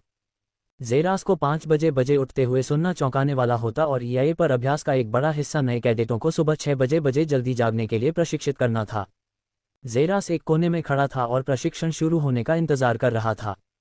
28 मिनट बाद 6 बजे तक लगभग 160 नए कैडेट पहले से ही प्रशिक्षण मैदान पर थे। दो ये प्रशिक्षक, एक गहरे रंग की हवा और आंखों वाला एक मोटा आदमी और बैंगनी रंग की हवा वाली एक खूबसूरत महिला धीरे धीरे ऊपर से नीचे उतरी और एक गुंबद दिखाई दिया जो पहले से ही छात्रों को घेरे हुए था। सुप्रभात नए कैडेट्स। नए कैडेट्स ने जोश के साथ जवाब दिया और मोटे आदमी ने शुरू किया। आपको नए वातावरण से परिचित होने और EIA के अभ्यस्त होने के लिए एक दिन दिया गया है। अब से प्रशिक्षण शुरू हो जाएगा और हम सभी हर दिन एक विशेष समय पर प्रशिक्षण के लिए यहाँ मिलेंगे जो कि सुबह ठीक 6 बजे है। प्रशिक्षण मैदान में 6 बजे के बाद 1 सेकंड भी आना देर से माना जाएगा और देर से आने वालों को दंडित किया जाएगा। जेरास ने गुंबद के बाहर देखा क्योंकि उसने देखा कि कुछ छात्र जो देर से आए थे उन्हें उनके साथ शामिल होने से रोका गया था और दूसरी जगह ले जाया गया था, संभवतः दंड कक्ष। आज हमारे बीच एक व्यक्ति है जो बाकी सभी से पहले यहाँ पहुंचा है और उस व्यक्ति को उसकी जल्दी मानसिकता के लिए पुरस्कार के रूप में 100 अंक दिए जाएंगे। जो भी हो, शुभकामनाएं और इसे जारी रखें, आदमी ने कहा क्योंकि जेरा की घड़ी ने अचानक एक अधिसूचना के साथ बीप किया। लेस देन प्रशिक्षण मैदान में सबसे पहले आने के लिए पुरस्कार ग्रेटर दैन। लेस देन 100 अंक ग्रेटर दैन। जेरा के चेहरे पर मुस्कान आ गई क्योंकि उसने अनजाने में आसानी से 100 अंक प्राप्त कर लिए। ये कहते हुए चलो अभ्यास शुरू करते हैं। अभ्यास का उद्देश्य बहुत सरल है क्योंकि आप सभी नए कैडेट हैं। क्या आपने वहां पर वह पहाड़ देखा? आदमी ने एक विशेष दिशा की ओर इशारा करते हुए पूछा जो लगभग 1000 किलोमीटर दूर है। हाँ सर। अच्छा, अभ्यास उस पहाड़ पर पहुंचने और उसके शीर्ष पर पहुंचने का है। जब आप वहां पहुंचे तो एक टेलीपोर्टर की तलाश करें और आपको वापस यहां ले जाया जाएगा। क्या कोई ऐसा है जो समझ नहीं पाया? आदमी ने पूछा क्योंकि छात्रों के चेहरे पर अजीब भाव दिखाई दिए। जबकि एक सामान्य मनुष्य के लिए 1000 किलोमीटर दूर लग सकता है, जीन जागृति करने वालों के लिए अगर वे मन के साथ उस दूरी को दौड़कर वापस आते हैं तो उनकी सांस भी नहीं फूलेगी, फिर वे आगे बढ़ सकते हैं। अभ्यास को देखना बस दौड़ना और पहाड़ों पर चढ़ना है, यह उनके लिए थोड़ा आसान लगता है। चूंकि आप सभी चुप हैं, मुझे विश्वास है कि आप सभी मेरी बात समझ गए होंगे। फिर नियमों को ध्यान से सुनिए। सबसे पहले आपके पास उस पहाड़ पर पहुंचने और टेलीपोर्टर का उपयोग करने के लिए केवल 3 घंटे का समय है। 3 घंटे बीत जाने के बाद और आपको वह नहीं मिलता है तो आपको वापस शुरुआती बिंदु पर ले जाया जाएगा और फिर से शुरू करना होगा। आदमी ने स्पष्ट रूप से कहा, लेकिन सभी नए कैडेट अपने मन में उपहास कर रहे थे। 3 घंटे, वे इसे 1 घंटे में पूरा कर सकते थे। दूसरी बात, लड़ाई और टीम वर्क की अनुमति नहीं है। मिशन एक सोलो मिशन है। किसी भी तरह की मदद से केवल सजा ही मिलेगी। चिंता न करें, भले ही आप पहाड़ों से गिर जाएं, लेकिन आसपास हेल्प रोबोट हैं जो आपको वापस उठा लेंगे, इसलिए किसी की भी मदद न करें। आदमी ने चेतावनी के साथ अपनी आवाज में कहा। अंत में उस आदमी ने बैंगनी बालों वाली महिला प्रशिक्षकों की ओर सिर हिलाते हुए कहा, जिन्होंने अपनी आंखें बंद कर लीं क्योंकि बैंगनी अवरोध अचानक बैंगनी रोशनी से चमक उठा और पूरे क्षेत्र को 2000 किलोमीटर से ज्यादा तक कवर कर लिया। जेरा का चेहरा अचानक बदल गया क्योंकि एक अधिसूचना दिखाई दी। होस्ट के मन कोर को बंद करने की कोशिश कर रहे एक शक्ति स्रोत का पता चला है। स्रोत को ओवरराइड कर दिया गया है। क्या होस्ट क्षमता को नकारना चाहता है? सिस्टम ने पूछा। जब उसने अपने चारों ओर देखा तो सभी छात्रों के चेहरे सदमे में थे क्योंकि उनका मन कोर लॉक हो गया था। नहीं, जेरा ने कहा, होस्ट पर क्षमता का उपयोग किया गया था। होस्ट मन कोर लॉक हो गया है और मन ऊर्जा अब सुलभ नहीं है। नए कैडेटों के चेहरे बदल गए क्योंकि उन्हें विश्वास नहीं हो रहा था कि उनका मन कोर लॉक हो गया है और वे मन के एक छोटे से हिस्से तक भी पहुंच नहीं पा रहे थे। NOWELL-BE-IN.C-OM। अंत में यह अभ्यास आप में से किसी के भी मन का उपयोग किए बिना होगा। 2 घंटे की गिनती अब शुरू होती है। सौभाग्य, प्रशिक्षक ने महिला प्रशिक्षक के कंधे को छुआ और वे दोनों अचानक उस जगह से गायब हो गए। अब बचे थे 162 कैडेट जो अपने मन तक पहुंचने में असमर्थ थे।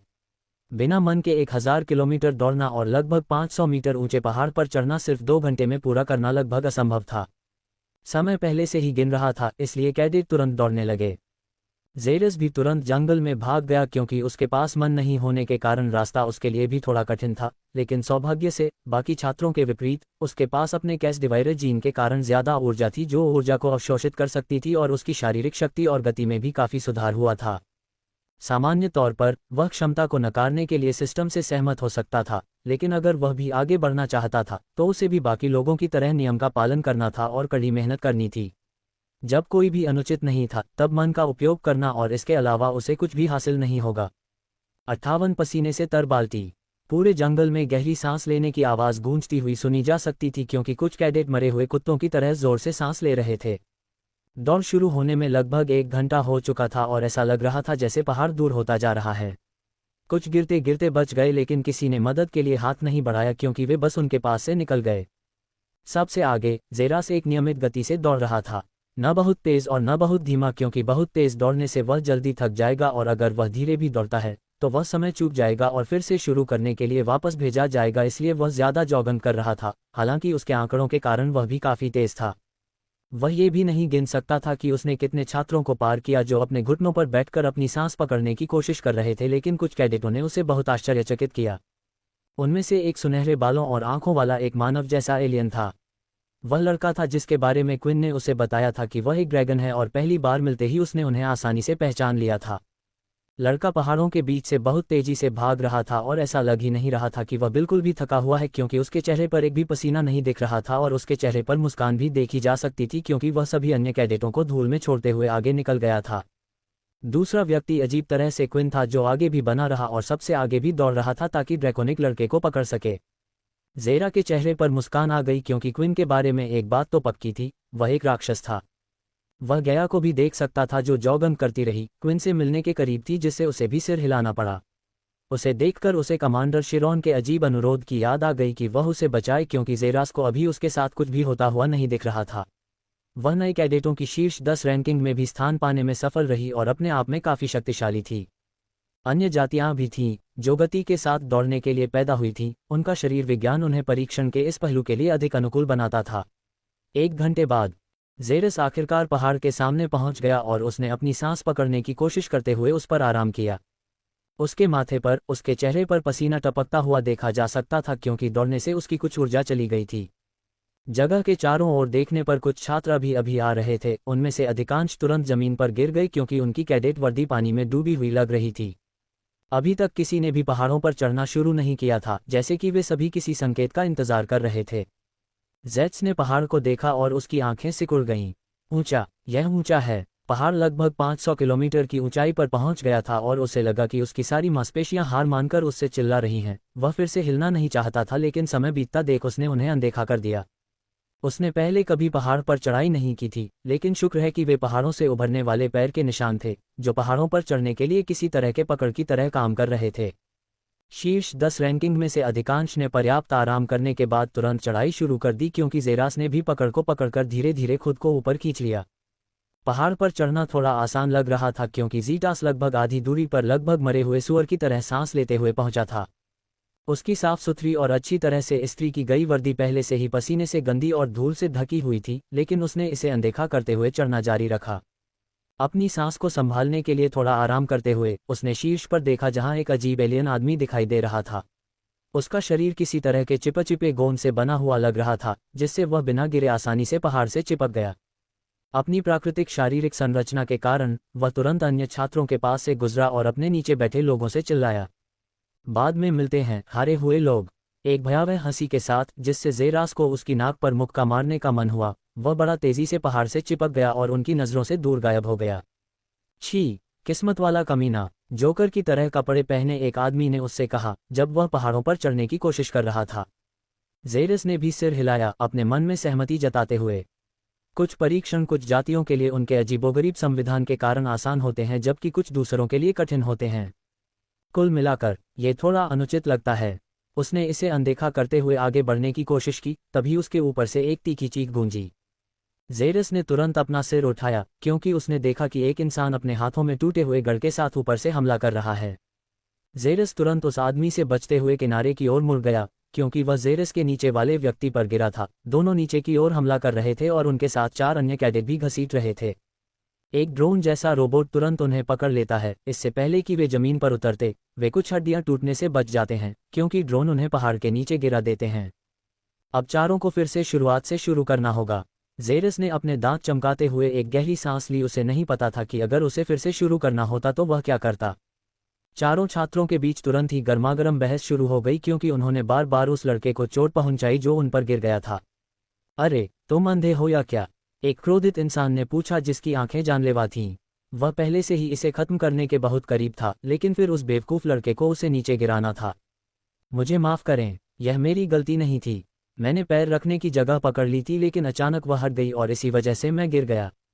सभी पैर रखने की जगहें पहाड़ पर मजबूती से नहीं टिकी होती, कुछ नकली होती हैं, लड़के ने कहा और ज़ेरा की आंखें सिकुड़ गईं। सभी पैर रखने की जगहें पहाड़ पर नहीं टिकी होती। पहाड़ पर चढ़ने का ट्रायल और भी मुश्किल हो गया क्योंकि छात्र धीरे धीरे पहाड़ों पर चढ़ते गए और पैर रखने की जगह का इस्तेमाल करने से पहले अच्छी तरह जांच करते रहे कि पैर रखने की जगह स्थिर है या नहीं। इतना ही नहीं, बल्कि उन्हें ये सुनिश्चित करने के लिए अपने ऊपर भी नज़र रखनी पड़ती है कि वे गलती से दूसरे गिरे हुए छात्रों द्वारा नीचे न धकेल दिए जाएं। ज़ेरास लगातार चढ़ता रहा, बीच बीच में छात्रों के गिरने और कुछ को अपने साथ ले जाने की तीखी चीखें सुनाई देती रहीं, लेकिन उसने इसे अनदेखा कर दिया और चढ़ाई पर ध्यान केंद्रित किया। योजक चिन्ह योजक चिन्ह योजक चिन्ह योजक चिन्ह योजक चिन्ह योजक चिन्ह। 40 मिनट बाद ज़ेरास आखिरकार पहाड़ की चोटी पर पहुंच गया। उसने अपनी सांसें छोड़ी, खुशी से हंस रहा था, तभी अचानक एक भारी शरीर उसके ऊपर आकर गिरा और उसका दम घुटने लगा। 59 ड्रिल खत्म करना। 40 मिनट बाद ज़ेरस आखिरकार पहाड़ों की चोटी पर पहुंच गया और वह जमीन पर धड़ाम से गिरा और उसने सांस ली। एक भारी शरीर अचानक ज़ेरस पर आ गिरा, लेकिन उसके पास शरीर को ऊपर धकेलने की भी ताकत नहीं थी। शरीर को देखते हुए वह समझ सकता था कि यह सुनहरे बालों वाला ड्रैगन जाति का लड़का था। दूर हटो, तुम मेरा दम घोंट दोगे, ज़ेरस ने लड़के से कहा क्योंकि वह ज़ेरस से दूर जाने के लिए संघर्ष कर रहा था और उसके पीछे जमीन पर गिर गया। नोव एल बी JNN। मैं, मैं, माफ़ करना भाई, लड़के ने सांस रोककर कहा और वे दोनों आसमान की ओर देखने लगे। सूरज बिल्कुल भी दया नहीं दिखा रहा था, मानो उन सभी का खून चूसना चाहता हो। हम भाई नहीं हैं, तुम एक ड्रैगन हो, मैं एक इंसान हूँ, ज़ेरास ने कहा और लड़का जोर से हंसा और उन्होंने धीरे धीरे खुद को ऊपर धकेला। ज़ेरास ने आखिरकार आसपास की तरफ देखा क्योंकि उसने देखा कि पोर्टल लगभग 20 मीटर दूर था, लेकिन दुर्भाग्य से टेलीपोर्टर के ठीक पहले एक विशाल खाई थी जिसका कोई अंत नहीं था। हमें टेलीपोर्टर तक कैसे पहुंचना चाहिए? मुझे नहीं लगता कि वे मानते हैं कि हम सभी उड़ सकते हैं, क्या हम? कुछ छात्रों ने शिकायत की, लेकिन ज़ेरा की आंखें सिकुड़ गईं क्योंकि उसने टेलीपोर्टर के दूसरी तरफ से गुजरने वाली बेहद छोटी रस्सी को देखा। देखो, वहाँ एक रस्सी है। छात्र आश्चर्यचकित थे क्योंकि उन्होंने अपने पैरों को देखा और देखा कि वास्तव में एक रस्सी थी जो रसातल से होकर टेलीपोर्टर तक फैली हुई थी, लेकिन यह इतनी छोटी थी कि लगभग ध्यान देने योग्य नहीं थी। ये वाकई बहुत बढ़िया है। दौड़ने और पहाड़ पर चढ़ने के बाद अब हमें रस्सी पर भी चढ़ना है, चिपचिपी जाति के एक लड़के ने शिकायत की। ये वह लड़का था जिसका शरीर अपने अजीब चिपचिपे शरीर के कारण आसानी से पहाड़ से चिपक सकता था, लेकिन इस बार यह एक छोटी सी रस्सी थी और चिपचिपे शरीर के कारण उससे चिपकना बिल्कुल भी आसान नहीं था। ज़ेरा के चेहरे पर एक मुस्कान दिखाई दी और उसने खुद से कहा, प्रकृति वास्तव में सभी प्राणियों के प्रति दयालु है। हमारे पास केवल 15 मिनट और हैं, छात्रों में से एक ने कहा और वे सभी जल्दी से रस्सी से चिपक गए। वे लगभग 9 रस्सियां थीं जो टेलीपोर्टर तक फैली हुई थीं। उन्होंने जल्दी से एक रस्सी ली और चढ़ाई शुरू करने के लिए उससे चिपक गए।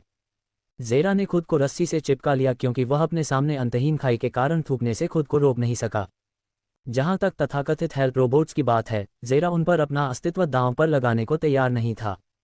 रस्सी से चिपके हुए और धीरे धीरे ऊपर चढ़ते हुए सभी धीरे धीरे टेलीपोर्टर की ओर बढ़े क्योंकि समय तेजी से बीत रहा था, जबकि कुछ लोग बीच बीच में गिर गए, लेकिन रोबोट ने उन्हें उठा लिया और पहाड़ से नीचे भेज दिया ताकि वे फिर से सब कुछ शुरू कर सकें। खाई में गिरना मौत की सजा से भी ज्यादा दर्दनाक था। ज़ेरास रस्सी पर आगे बढ़ा, धीरे धीरे खुद को आगे की ओर खींचता हुआ। उसके पीछे ड्रैगन बॉय था, लेकिन जब वह संघर्ष कर रहा था तो उसने देखा कि उसके बगल में कुछ अजीब चल रहा था क्योंकि सभी छात्र अचानक रुक गए और एक विशेष दिशा में देखने लगे।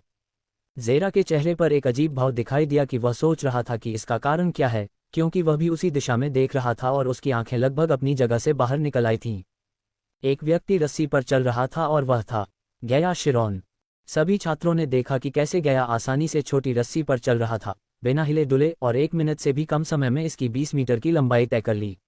दूसरी तरफ पहुंचकर वह टेलीपोर्टर पर खड़ी हो गई और उसने अभी भी चढ़ रहे सभी छात्रों को एक मजाकिया मुस्कान के साथ हाथ हिलाया और फिर एक चमकती हुई रोशनी में गायब हो गई। पूरे नए कैडेट्स वहां अचंभित खड़े थे क्योंकि वे अभी अभी सामने आए जादू को देख रहे थे। क्या यह नियमों के विरुद्ध नहीं है? ज़ेरस ने जोकर रेस के लड़के की ओर देखा जिसने ये कहा था। उसने उसे अनदेखा कर दिया और जल्दी से आगे की ओर चढ़ गया, जैसा कि वह जानता था, लेकिन अपने मन में वह खुद को ये कहने से नहीं रोक सका, प्रकृति वास्तव में अनुचित है। योजक चिन्ह योजक चिन्ह योजक चिन्ह योजक चिन्ह योजक चिन्ह योजक चिन्ह। 8 मिनट बाद जेरस आखिरकार दूसरी तरफ रेंगने में कामयाब हो गया क्योंकि वह टेलीपोर्टर पर चेहरा सपाट करके गिर गया और फिर एक चमकती हुई रोशनी में गायब हो गया। उसने आखिरकार दिन की ड्रिल पूरी कर ली। यह अंतरिक्ष में घूमने जैसा था, लेकिन अवधि बहुत कम थी क्योंकि जेरास ने खुद को शुरुआती लाइन में पाया जहां से वे सभी आए थे और 2 प्रशिक्षकों को एक बार फिर देखा जा सकता था। प्रशिक्षकों ने जेरास को अजीब तरह से देखा लेकिन संतोषजनक ढंग से सिर हिलाया। ऐसा लगता है कि वह पहली नई कैडेट रैंकिंग के योग्य है। अगले सेकंड में जेरास के बगल में एक आकृति भी दिखाई दी, जिससे पता चला कि यह ड्रैगन लड़का था जो जल्दी से खुद को संभालते हुए खड़ा हो गया। उसके बाद क्विन वॉर्डस्पेस और फिर अन्य छात्र थे। ऐसा लगता है कि मैं कैडेटों में से दूसरे स्थान पर था और गया पहले स्थान पर थी। लगता है वह इतनी बुरी नहीं है। पहले 2 घंटे बीत चुके हैं और आप में से 70 लोग समय सीमा के भीतर ट्रेल को पूरा करने में कामयाब रहे। यह एक अद्भुत परिणाम है। शेष 92 छात्रों को अपनी ड्रिल फिर से शुरू करनी होगी। यहाँ पहुँचने वाले पहले व्यक्ति को 50 अंक दिए जाएंगे। जो भी हो, इसे जारी रखो, प्रशिक्षक ने मुस्कुराते हुए कहा क्योंकि जेरास ने देखा कि उसने किसी अजीब कारण से यह नहीं बताया कि यह गया है। अभ्यास पूरा होने के साथ आपको अपनी अगली कक्षाओं के बारे में सूचित करने वाली एक सूचना दिखाई देगी। याद रखें कि किसी कक्षा में उपस्थित न होने पर अंक काट लिए जाएंगे और यदि आपके पास अंक नहीं हैं, तो आपको दंड कक्ष में ले जाया जाएगा जहां आपको भुगतान करना होगा। हम सभी कल एक बार फिर यहां मिलेंगे। आप सभी अभी जा सकते हैं और अपनी अन्य कक्षाओं में शुभकामनाएं, पुरुष प्रशिक्षक ने कहा और वे सभी जल्दी से चले गए। जेरास उस जगह से बाहर चला गया क्योंकि अचानक एक अधिसूचना के कारण उसकी घड़ी पर भनभनाहट महसूस हुई। लेस देन कॉम्बैट क्लास अब 30 मिनट में शुरू होती है। ग्रेटर दैन लेस देन कृपया कक्षाओं के हॉल में आगे बढ़ें। ग्रेटर दैन जेरास ने गुस्से में बड़बड़ाते हुए ठंडी सांस ली। यह का कितना क्लासिक। 1 मिनट भी आराम नहीं। वह तुरंत नक्शे पर तीर द्वारा निर्देशित कॉम्बैट हॉल की दिशा में चला गया। हालांकि वह थोड़ा आराम करना चाहता था, लेकिन यह उसके कीमती अंक खोने की कीमत पर नहीं था। 60 कॉम्बैट क्लास में भाग लेना। जेरस 20 मिनट तक लगातार चलता रहा और आखिरकार वही आईए बेस के एक क्षेत्र में पहुंच गया। ये पूरी तरह से एक बड़े गेट से ढका हुआ था जिसके ऊपर हॉल ऑफ क्लासेस लिखा हुआ था। उस क्षेत्र में अलग अलग ऊंची इमारतें थीं और अपने मैप वॉच की मदद से वह आखिरकार उस जगह पर मौजूद संरचनाओं के बीच एक डोजो जैसी संरचना के सामने पहुंच गया। लकड़ी के दरवाजे से प्रवेश करते हुए वह डोजो के अंदर देख सकता था, जो कि एक बड़ी विशाल जगह थी जिसमें सीटों के बजाय लकड़ी के फर्श पर अलग अलग फ्यूटन थे। ऐसा लगता है कि एआईए ने प्राचीन जापानी सेटिंग में कॉम्बैट बिल्डिंग का मॉडल बनाया था। डोजो के दूर छोर पर सुनहरे बालों और अविश्वसनीय रूप से बड़े फ्रेम वाले एक आदमी को देखा जा सकता था, जो सुनहरे रंग के फ्यूटन पर बैठे हुए ध्यान में अपनी आंखें बंद किए हुए था। एक बात तो पक्की थी, कॉम्बैट इंस्ट्रक्टर एक गैर मानव था और संभवतः ड्रैगन रेस विशेषज्ञ था। जेरास धीरे धीरे आगे बढ़ा और फ्यूटन पर बैठकर क्लास शुरू होने का इंतजार करने लगा। 40 मिनट बाद डोजो पहले से ही कैडेटों से भरा हुआ था जो जमीन पर क्रॉस लेग करके बैठे थे। क्लास शुरू करते ही उस आदमी ने धीरे से अपनी आंखें खोलीं और तुरंत सेना में लड़ाई सशस्त्र बलों के 2 समूहों के बीच लड़ाई है। इसलिए जब आप लड़ाई में शामिल होते हैं तो इसका मतलब है कि आप ऐसी लड़ाई में शामिल हैं जिसमें हथियारों का इस्तेमाल होता है।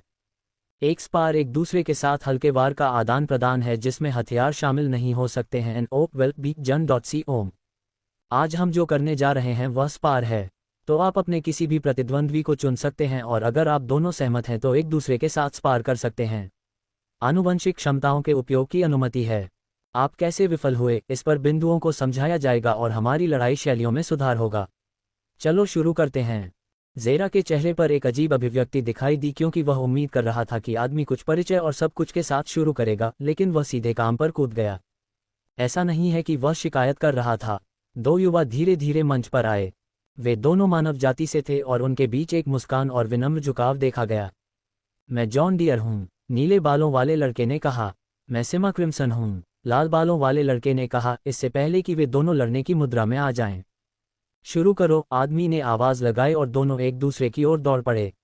जेरास ने नीले बालों वाले लड़के के चारों ओर पानी का एक अजीब सा भूत देखा जो उसकी आनुवंशिक क्षमता को पानी से संबंधित कुछ होने का खुलासा कर रहा था, जबकि लाल बालों वाला दूसरा लड़का आग की लपटों में घिरा हुआ था। वे दोनों मंच के बीच में एक दूसरे की ओर मुक्का मारते हुए मिले। बूम! विजेता को तुरंत देखा गया क्योंकि जॉन पीछे की ओर लड़खड़ाते हुए भेजा गया था क्योंकि उसका शरीर उनके चारों ओर की बाधा से टकराया था। लेकिन वह अगले सेकंड में सिमा की ओर भागता हुआ दिखाई दिया, जिसने अपने हाथ में आग के गोले बनाए और उसे अपने प्रतिद्वंद्वी की दिशा में तेजी से भेजा। जॉन की गति को बलपूर्वक रोक दिया गया क्योंकि उसने तुरंत अपने सामने एक पानी की बाधा को सफलतापूर्वक रोकने की कोशिश की, हालांकि दूसरी हड़ताल में बाधा उड़ गई। उसने धीरे धीरे राहत की सांस ली क्योंकि उसका सारा शरीर मन उस अवरोध को बनाने में खर्च हो चुका था। तभी अचानक एक तीसरी जलती हुई गेंद उसके पेट में लगी और वह हवा में उड़ गया और धड़ाम से जमीन पर गिर पड़ा। अग्नि क्षमता उपयोगकर्ता को विजेता घोषित किया गया। आपने अपनी रक्षा कम कर दी। आपको क्यों लगता है कि आपका प्रतिद्वंद्वी एक और अग्नि गेंद बनाने में सक्षम नहीं होगा? युद्ध शिक्षक ने कहा, उसकी आवाज़ पूरे डोजो में गूंज रही थी। जानिए, युद्ध में थोड़ा सा भावनात्मक विस्थापन आपके प्रतिद्वंद्वी को उनकी क्षमता से 10 गुना अधिक शक्ति के साथ विस्फोट कर सकता है। आप सभी को ये जानना चाहिए कि आनुवंशिक क्षमता चाहे कितनी भी मूर्खतापूर्ण क्यों न हो, वह कमजोर नहीं होती, बल्कि इसका उपयोग करने वाला ही मायने रखता है, उस व्यक्ति ने कठोर स्वर में कहा। विभिन्न युद्ध शैलियों और आनुवंशिक क्षमताओं के टकराव के बीच 2 अन्य छात्र मंच पर चढ़ गए। जेरस ने ड्रैकोनिक लड़के को ताकतवर मानव जीन जागृतिकर्ता के साथ लड़ते देखा और विजयी हुआ, अपने श्रेष्ठ शारीरिक ड्रैगन शक्ति की शुद्ध शक्ति से अपने प्रतिद्वंद्वी को वश में कर लिया। प्रशिक्षक ने हर लड़ाई के अंत में लगातार सलाह और असफलता के कारण बताए क्योंकि जेरस को लगा कि वह उस व्यक्ति के शब्दों से और अधिक प्रबुद्ध हो रहा है। अगला क्विन वॉर्डस्पेस बनाम लेमोंट मिराड। जेरास ने देखा कि क्विन धीरे धीरे मंच की ओर बढ़ रहा था। इस बार उसने काले चश्मे की जगह अपनी आंखों पर पट्टी बांध रखी थी। उसका प्रतिद्वंद्वी भी एक मोटा आदमी था जिसके बाल काले थे और उसके चेहरे पर एक घमंडी भाव था। उसका रूप हर तरह से अनाथालय के उन मोटे बदमाशों जैसा लग रहा था। तैयार हो जाओ, प्रशिक्षक ने कहा। जैसे ही लेमोंट तेजी से आगे बढ़ा, उसका विशाल शरीर किसी भी तरह से उसकी हरकतों को बाधित नहीं कर रहा था। खड़े चांदी के बालों वाले क्विन के चेहरे पर एक बेपरवाह भाव था, बस एक छोटी सी मुस्कान थी। लेमोंट के हाथों से अचानक पंजे निकले और उसने क्विन के चेहरे पर वार किया, लेकिन उसे कुछ भी महसूस नहीं हुआ। अचानक उसे उसके पीछे एक मौजूदगी का एहसास हुआ। वह जल्दी से पीछे मुड़ा और फिर से वार किया, लेकिन उसने महसूस किया कि उसके हाथ ने हवा के अलावा कुछ भी नहीं काटा। जेरा के चेहरे पर एक अजीब भाव दिखाई दिया जब उसे आखिरकार क्विन की क्षमता के बारे में पता चला, जो टेलीपोर्टेशन जैसी लग रही थी। लड़का इधर उधर दिखाई देता रहा। लगभग तुरंत ही उसने लेमोंट के सभी वार को आसानी से रोक दिया। लेमोंट के पंजों से वार करने और क्विन के गायब हो जाने के साथ एक अजीब गतिरोध पैदा हो गया। यही एकमात्र काम है जो तुम कर सकते हो, कायर, लेमोंट चिल्लाया क्योंकि उसके सभी वार हवा में ही हो रहे थे जिससे वह निराश हो रहा था और यहाँ तक कि उसकी आनुवंशिक क्षमता सक्रिय होने के कारण उसका मन भी तेजी से खत्म हो रहा था। क्विन एक बार फिर टेलीपोर्ट हुआ और लेमोंट के पीछे दिखाई दिया। उनकी पीठें एक दूसरे को छू रही थीं। उसने धीरे से अपना सिर लेमोंट के कंधे पर झुकाया और उसके कानों में फुसफुसाया। मेरा एक अच्छा दोस्त देख रहा है, इसलिए मुझे लगता है कि मैं थोड़ा दिखावा करूंगा। लेमोंट ने जल्दी से मुड़कर उसके पीछे वार किया जब उसने महसूस किया कि कोई उसके हाथों को पकड़ रहा है।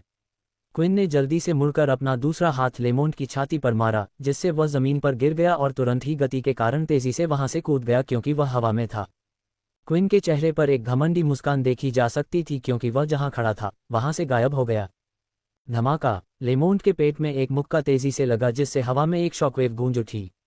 लेमोंट को लगा कि उसके पेट में एक जबरदस्त बल लगा है क्योंकि वह तेजी से बैरियर की ओर जा रहा था। मोटा आदमी तुरंत अपने खाने का कुछ हिस्सा खांसकर बाहर निकाल रहा था। तभी अचानक उसे लगा कि उसके पेट में एक घुटना घुस गया है क्योंकि उसे जोर से बैरियर के दूसरी तरफ उड़ा दिया गया था। उसके पंजे युद्ध के मंच पर धंस गए और वह अपनी पीछे की गति को रोकने की कोशिश कर रहा था, लेकिन उसे मौका नहीं मिला क्योंकि उसकी आंखों में एक पैर तेजी से बड़ा हो गया था। धमाका! धूल ने पूरे मंच को ढक लिया जिससे छात्रों की दृश्यता कम हो गई। धूल धीरे धीरे साफ हो गई क्योंकि लेमोंट को सीधे फर्श पर बेहोश देखा जा सकता था। क्विन अपनी सीट पर वापस चला गया और उसकी छोटी सी मुस्कान एक बार भी उसके चेहरे से नहीं हटी। वेदर ने अपनी आंखें सिकोड़ लीं और लड़ाई में केवल शून्यता ही दिखाई दी क्योंकि उसने खुद से सोचा, वह वास्तव में बहुत शक्तिशाली है। वह लेमोंट का आभारी था क्योंकि उसने क्विन को चुनौती देने के लिए उसके साहस की प्रशंसा की और उसे 9 परिवारों में से एक की ताकत देखने में भी सक्षम बनाया। तो ऐसा लगता है कि कोई भी मेसन को चुनौती देने को तैयार नहीं है और हमारे पास केवल एक ही व्यक्ति बचा है। मेसन रेडेन बनाम जेरा सेलेस्ट्रिया।